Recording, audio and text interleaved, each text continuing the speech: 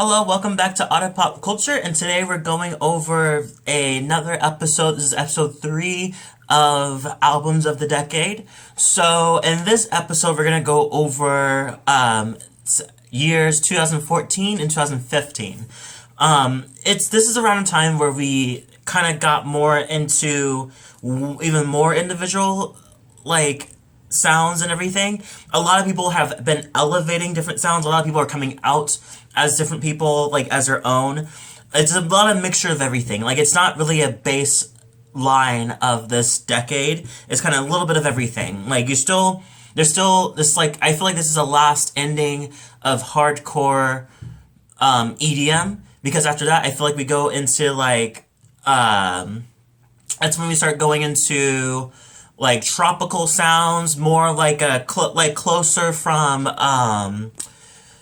I don't even listen to them anymore. The Chainsmokers, and you kind of get into that kind of direction where it's everything's a little more toned down with the EDM, and they're trying to find different ways to kind of do different things. At the same time, I feel like this is actually around that time too, where everybody is actually, a lot of the mainstream people are making a lot of moves too. So I'm gonna go through each, my top 10 of each year and kind of talk about it. So the first top 10 we're gonna go through is the top 10 albums of 2014. So let's get started with the first one. By the way, these are not really the order of what I'm doing. I'm not doing them from the best to the worst or anything. More of the list of the ones I really like. And I'll do some side shout-outs too. So the first one is Calvin Harris, Motion. So Calvin Harris has come a long ways. He's not in a bad way, I should say. I think that he's done so much in different sounds for a while. And I think that when you start off with Ready for the Weekend or I Created Disco, and you have that time, which is my favorite era. I still think is my top favorite era. I love his beginning side of the track. But then he kind of started going more mainstream direction, which is still worked out because he can really do mainstream. I think around when it came to I think the one before this, the album before this one, where you had When I Met You in the Summer. No, sorry, this was before. That was before. That was it was a different one. I can't really think of the album, but anyway, so. Pretty much, this is more of a hardcore final stroke of the hardcore EDM, and I feel like he definitely does that with Dollar Signs, with Tinashe. They also with Summer, which is more a nod to Summer, and he actually is back to singing, because for a good one album he wasn't really singing much, but then he finally got back into kind of touching on singing, but he wasn't really ready to dive deeper into it. He kind of does that, and then he kind of fades away again. The album is really, really good. It just has great songs. Just the whole album is really good. Number 2 is Jon Bellion, The Definition. Oh, Jon Bellion, I had gotten to him that same year, and I was like, what is this? His voice, he can rap, he can sing octaves, great octaves, just can really, really sing, and he really talks a lot about, New York. This one's where he kind of directly goes in that direction. And there was, The Throne, I love that song. It's very dramatic, it's very go into war kind of thing. He really, really knows how to sing, and he has a great voice, and I know that he finally got bigger when it came to, I want to say 2016, but I really feel like this is one of the best albums that he's done. Next one is Nicki Minaj, The Pinkprint. Oh my god, that is the one that got me into Nicki Minaj officially. I was into her before, but I really was kind of flip-flopping because she was kind of doing stuff that just, to me, I felt like it was just I mean, this is great. This is really great, but it's very mainstream, so I wasn't expecting that much from her. So when she came out with this, I was like, whoa. Whoa. Beyonce is on it with Feeling Myself. Get on Your Knees was one of my biggest, songs with Ariana Grande. It was a very sexy album. At the same time, being very vulnerable. I felt like there was times where she was like the very beginning, like the crying game, oh, that can really hit you hard. I lied, ugh, so sad, but it's so good. Like the whole album's a great combination. Like I personally think that that was the best album so far. Like that was the best album of Nicki Minaj completely. I'd still like way over Queen. Number 4 is Remy, Raw X Infinity. Oh, Remy is so fucking good. I got into them around this time too, and I listened to this album and then I threw it away because I wasn't really thinking too much about it, and then I got back into it because I really wanted to listen to him again, and he just has some fucking flow. He has flow for days, like days, just flow, and his songs, he's pretty much talking about his breakup and how they try to, even then he's like touring around. She wants him to come over and go to his party. And he's like, no, like we should probably not kind of invest in each other like this because it's just going to end up with bad things. And it's just like, he just has great flow. I love his way if he talks about stuff. It's just perfect. Number 5 is Chet Faker. I know his name is not Chet Faker anymore. It's, Murphy, something Murphy. Anyway, so this one, Built Up on Glass, really good song, like really good album. Like what can you think? Like I like No Diggity is on it, his own version of it. Gold, just all of his songs is really good. Talk is Cheap. Talk is Cheap. When I found out that he actually does he did his own sax play to that. Like, it's just so smooth. It's a mood. Just a great album. Number 6 is Glass Animals, Zaba. So this is actually a good album that I've only listened to a couple times. I want to go back and to listen to it because it's great. It's a great headphone type of album because they really mess around with a lot of sounds. If you don't know, like what's that song? It's talking about peanut butter vibes. It's just a smooth song. It's just a really, really good song. The whole album's really, really nice, and they really touch on a lot of sounds. Number 7 is Taylor Swift, 1989, second best album of all that she's ever done. Like, it goes, for me personally, it goes Red and then 1989. It's just the first time she does pop, and the first time she does it with the 80s kind of sound, and she really sounds really good. I think it's a really good album. It's completely more upbeat. It's less, I feel like this is one of her least petty albums that she doesn't really talk much about her ex. I feel like it's more of a dreaming about her ex, like talking about the background of it and the hopes of it, like very Adele direction, where it's like, it's not petty, it's just more expressing how she feels about it. And then there's some like smirky kind of fun ones where she's like Blank Space, which is being a little more sarcastic and kind of just like I'm a danger and everything, but it's just like, it's fun. It's really, really fun. And I love the beginning, Welcome to New York, when you just blast into the 80s and blast into like her moving to New York for the first time and everything. It's just it's a complete fun ride. Number 8 is Beyonce. Literally the album that dropped out of no fucking where. Just dropped. Just like, oh, here's an album. And it was a great album. When you have something you drop, I immediately thought like, okay, we'll see what this does. But it actually did a really good job. Partition, literally my strip song. Like, turn it on, I immediately just give me a chair or whatever. Like, she's really, really, that song is really, really good. A lot of her other ones, Pretty Hurts, what's the one with Drake? I just wanna say you're mine, you're mine. I just wanna say you're mine, you're mine. That song is really, really good. Like, Ghost is really, really good. Like, she really plays around. This is the first time I feel like she actually gets sexual, like in the more honest, direct way, where she doesn't really care about what people think about it.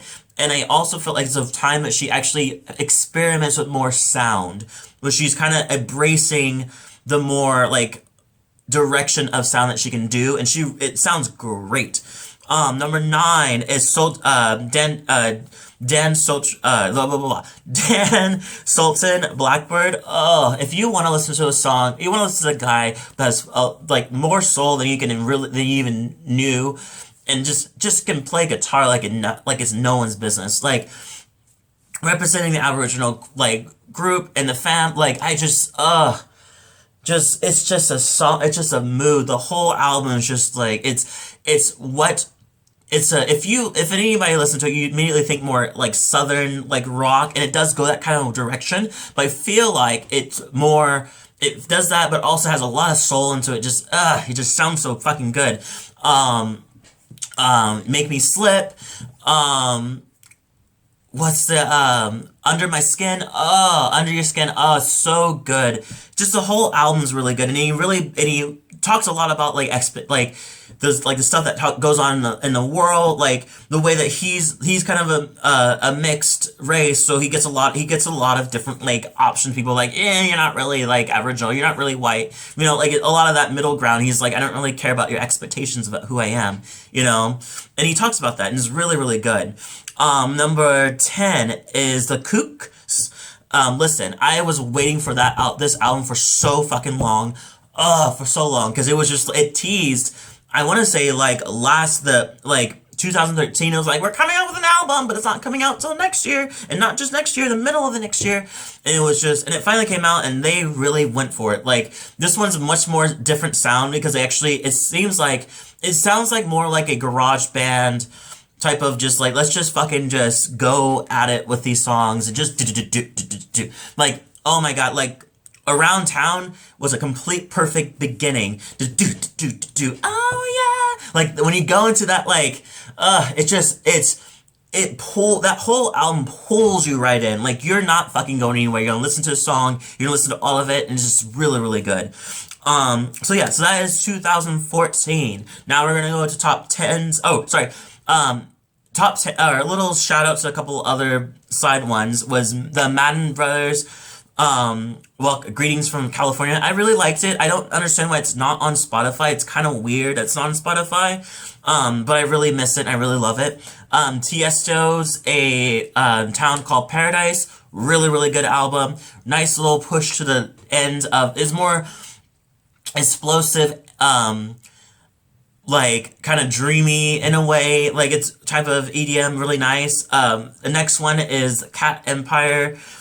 Still the Light, really great sound. The main singer has a great vocals. He just the sound of production is insane.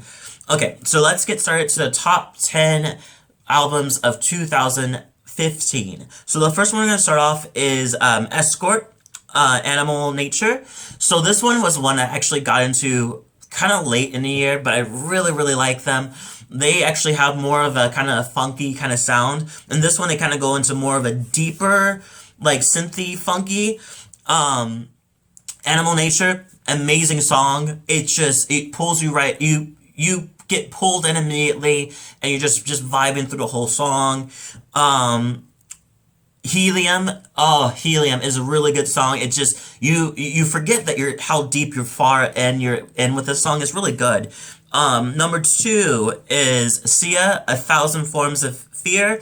One of the top, like the moment when actually America and a lot of other people finally got into Sia. Like I've known Sia for a very long time. I've seen her in a lot of different movies, especially in Australia. Like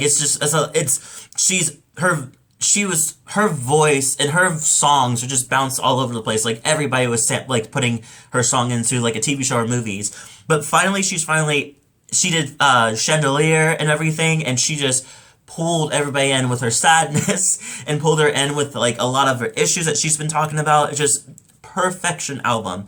Bit of a lengthy one. You gotta really have you have to have the attitude to listen to it, but it's really good if you do. Number 3 is Major Lazer, Peace is the Mission. Really good album. Has a lot of bangers like Light It Up. Lean On, completely played for a good year or two. Just great album. Next one is number 4 is Closure, Carousel. So this was a really good album. Really good album. I still listen to this album to this day. Hold On, Latch. Oh, not Latch. That wasn't Latch.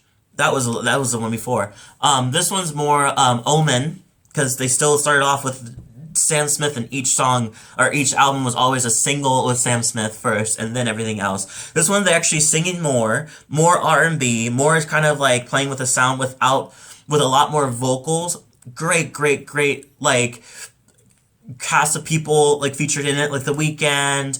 Lord does a really great job. Just a really good album. Number 5 is Time Flies Just for Fun. Time Flies has been a duo that actually I liked only a couple songs, but when this album came out, I was actually able to listen to the whole thing. Listen to the whole thing and actually get into it, and I really like it. It's a great party album. It's a great love album. It's just he knows how to rap. He's a great rapper. He likes to, and it feels like he likes to have fun with a lot of his sounds. It's really nice. Number 6 is Carly Rae Jepsen, Emotion. Oh, Emotion. Emotion is the album. It's my favorite album of Carly Rae Jepsen ever. Like, so she's only done 3, or 4, I guess. But this is the album. Like, every song's a bop. Runaway with Me, Emotion, I Really Like You, all of that is such a mood. I love it. And just is really more of a sound, like, it's still her, but I feel like it's more, I don't know what it is about it, but I feel like she really it just sounds way different than the other albums, and kind of mingles. It just sounds more organized, and I really like that. Number 7 is Justin Bieber's Purpose. Just the whole album was it literally redeemed his career. Completely redeemed his career, because he was a complete dick right before it. And he finally, like, learned his ways and decided to kind of release this and find his purpose. And there was Sorry, there was What Do You Mean? And there's a lot of sounds. Like, Skrillex really helped him out in this. And the sound of every single song, production was insane. And all have their own type of vibes to it. And I really love it. Justin Bieber actually has been really big in the EDM part in that direction too. So he really, like, not only was he R&B after the last album, but he really this one really way more EDM driven. And I feel like this opened the door for him to be with Diplo and everything. But yeah, it's a really good album. Number 8 is Milo Green, Control. Oh my god. Milo Green likes to call themselves a TV show kind of indie sounds. Like, it was just true. Like, almost all their songs are pretty much in some type of TV show. Grey's Anatomy, if anything. Like, and Supernatural. So, it's just, they have a nice little chill sound, nice little background music. And then I felt like Control, though, was a moment where, like, okay, let's give them a little something different, but keep who we are at the same time. And he did. Oh my god, On the Fence was completely different. Has more of a more of a kind of, they use electric type of direction with it. Really nice, much more production, and it's a great album. It's a really great album, and it gets even better from there, but I can't talk about that yet because it goes into the next year. Number 9 is Bruno Mars, Orthodox, Jukebox. Oh my god, that's not even the best album yet. Like, it was a good album at that time, but he just got better from there. This one was really good. Like, Gorilla was very sexy. That the first time that actually opened my eyes, I was like, would I do Bruno Mars? Like, would I do him? Because it's making me feel like I could, but it was really like a great album. Lost in Heaven, or I feel like I've been locked out of heaven. That's what it is. Locked out of heaven. But a really good song. Like, if you're gonna try to sing any of those songs, especially locked out of heaven, good luck with your vocals. Good luck with your pipes. Like, it's just constant. Da, da, like, he's belting the whole fucking song. And finally, the last one is Madeon, which is Adventure. Adventure. Adventure was really, like, literally the first time I actually got into an EDM album and actually really, really liked every single song. Like, he is a complete masterpiece. Like, the songs sound like an adventure. The songs is completely, every single song is a full song on its own. Like, it's just a complete, it feels like a long album, but it's not. It's just, it's a great album. Like, I don't think there's any songs I don't like.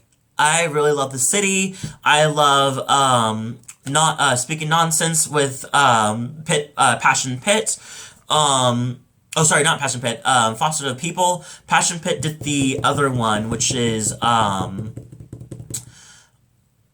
Pay Them Any Mind. Like, it's really, really good album. It's a really great album. One more, and that's pretty much it, but one more shout out to a EP-ish album, which is, Peking Duck. Sounds to Sweat to. Easily perfect EP. Great EP. Literally, it's just a great EP. It has a great music, great sounds, different sounds from what they usually, like, same songs they usually do, but the different sounds, like, Say My Name was completely different than they usually do, and it's just a complete great sound. So that's pretty much it. Leave a comment below, tell me what your top favorite albums were for 2014 and 2015, if you want to do either or just one. That's totally fine with me. I'm very curious to see what you guys think. What do you think about my list? Is there anyone I forgot, or anybody that was really great at that time that I need to, like, get into? If I haven't gotten into yet, please let me know. I love to get into new music. Anyway, I hope everybody has a great week, and I'll see you guys in the next video. Stay tuned for 2016 and 2017.